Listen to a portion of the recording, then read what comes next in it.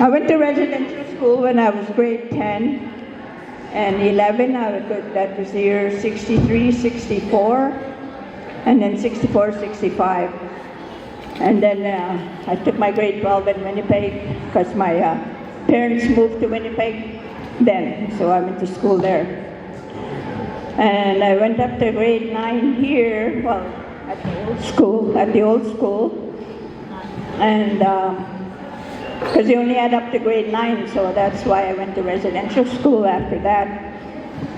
And so there was 9 of us in the family, and out of the 9, 5 of us went to residential school.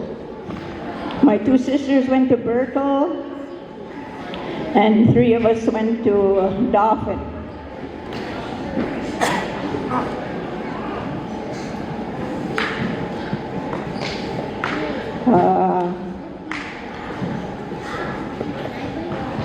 And then I was the youngest. I had a younger brother, but he didn't have to go to residential school. But I was the youngest, going to residential school. So there was just me and my brother there then, and the rest were all finished. So it was very, very lonely. And then.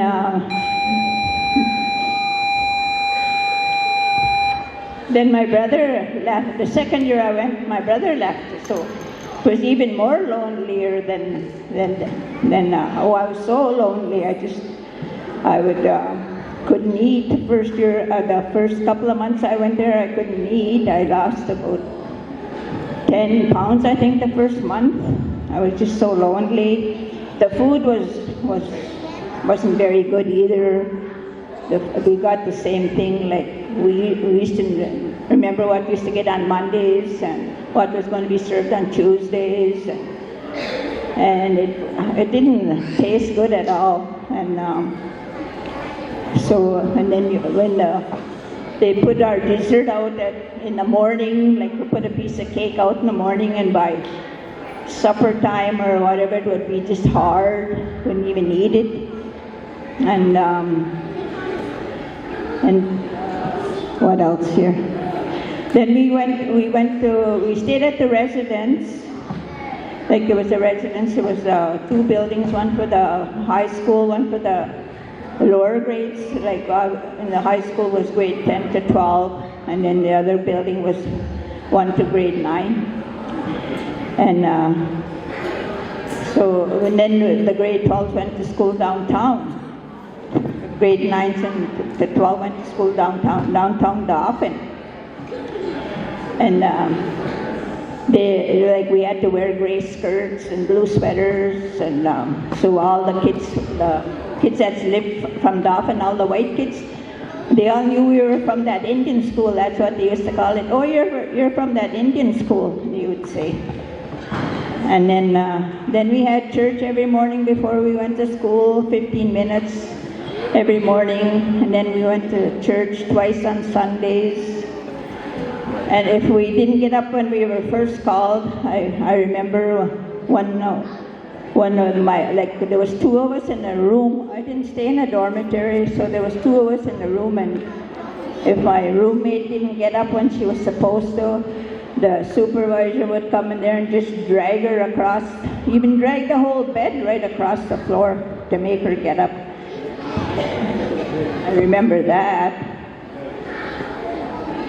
And then my window faced the east. In my room there, the window faced the east. And I used to look out the window. I was so lonely, I used to look out the window, and I used to say, oh, I wish I could see my house. I wish I could see my mom and dad standing out in the yard, because I was so lonely. And then I used to feel so sorry for the young ones, like the grade 1s, because I said, oh, I'm sure they're so lonely and miss their parents, because that's how I was so lonely.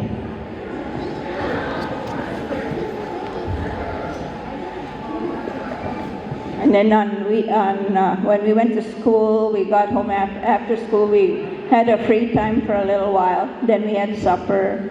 Then we did homework. And after homework, we watched TV maybe an hour. And then went to bed. And then on Saturdays we got to go downtown for an hour or so. Saturday night they had a movie for us at the residence.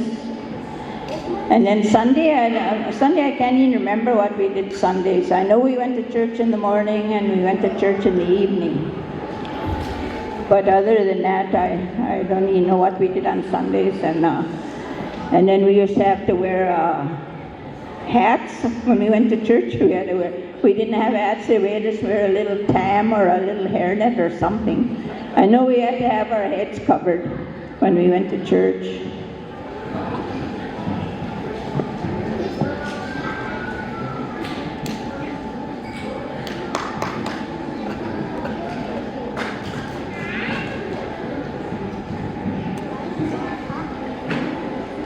I guess that's about all I can remember. And we had on Saturdays, we had chores. We had to clean our rooms really good, wash floors, wash walls, and then after school we had to do our chores. And more, we had to make sure we made our beds and everything before we went to school. Yeah, so I kind of wrote down what I was going to say, so it's kind of all mixed up here and there.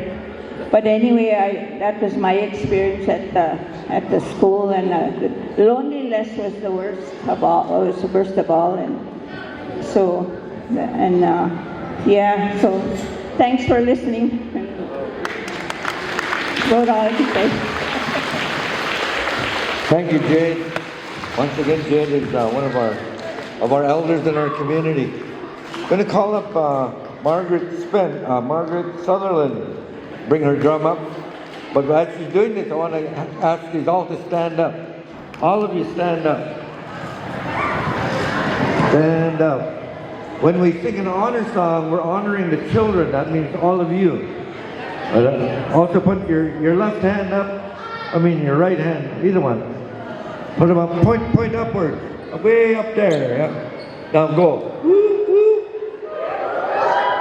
No, listen. Woo.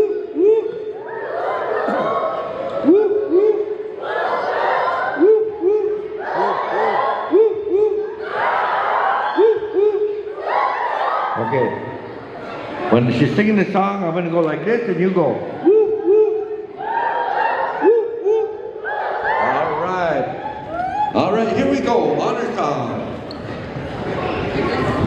I just wanted to give a little background on this children's honor song. This song was passed on to me from another fellow singer.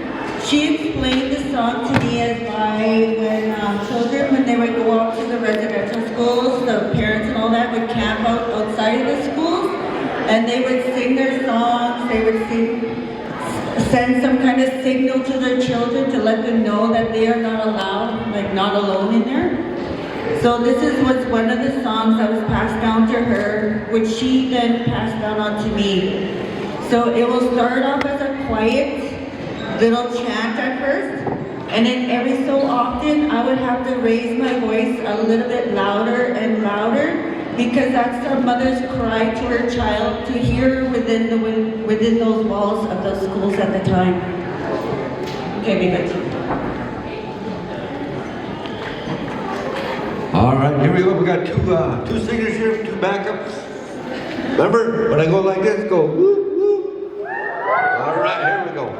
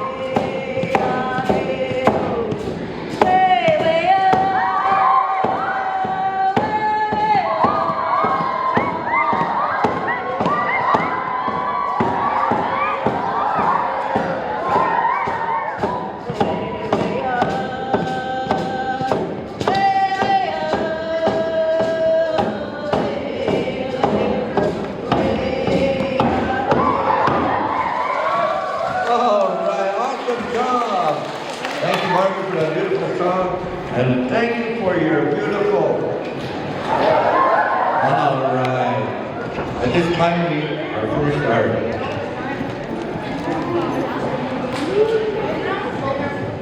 Take it off, you go show your own. Do they put it on that one? I guess there is gonna be.